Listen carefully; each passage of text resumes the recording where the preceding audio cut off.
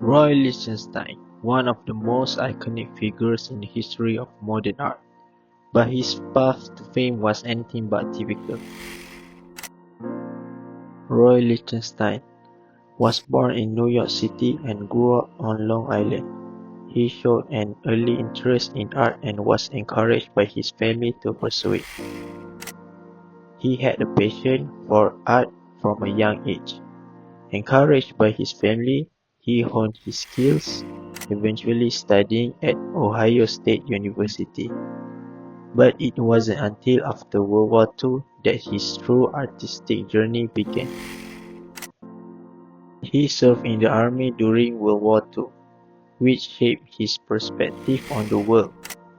In January 1945, he begins combat operations in France, working an office a mile from the front. He does tasks such as helping to maintain roads and bridges.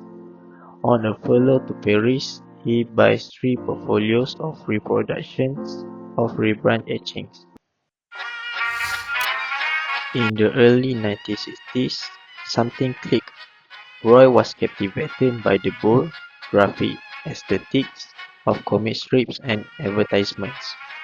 He began to see potential in these everyday images that often dismissed as low culture. In 1963, he created one of his famous works, Wham! A fighter jet shooting down an enemy plane, painted with dramatic intensity. Using bright colors and exaggerated action, Roy turned a simple comic book panel into a monumental piece of art. Roy didn't just paint, he transformed. He used a technique known as the Band-Aid dot, a hallmark of mass-produced printing.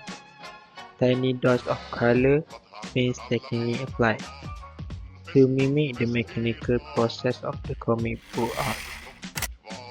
With works like Drowning Girl and Hopeless, he brought the melodrama of comic book emotion to life. These weren't just images, they were powerful reflections on love, loss, and the human condition. Roy Lichtenstein's art bridged our two worlds, the high art of the gallery and the low art of mass media.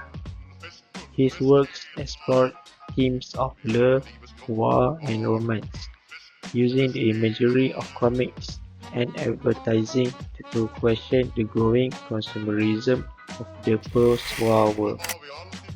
As the years passed, Roy evolved. In the 1970s, he began to experiment with abstract expressionism, landscapes, and even sculpture. But his core fascination with popular culture remained. Roy didn't just change the art world, he redefined it. His bold commentary on the intersection of art, culture, and mass production made him a pioneering figure in the pop art movement. Roy Lichtenstein passed away in 1997, but his legacy lives on. His works are now celebrated in major collections around the world, and he remains one of the most influential artists of the 20th century. From comic books to fine art, he proved that even the most everyday images could become something extraordinary. His art continues to inspire, remind us, and challenge the boundaries of what art can be.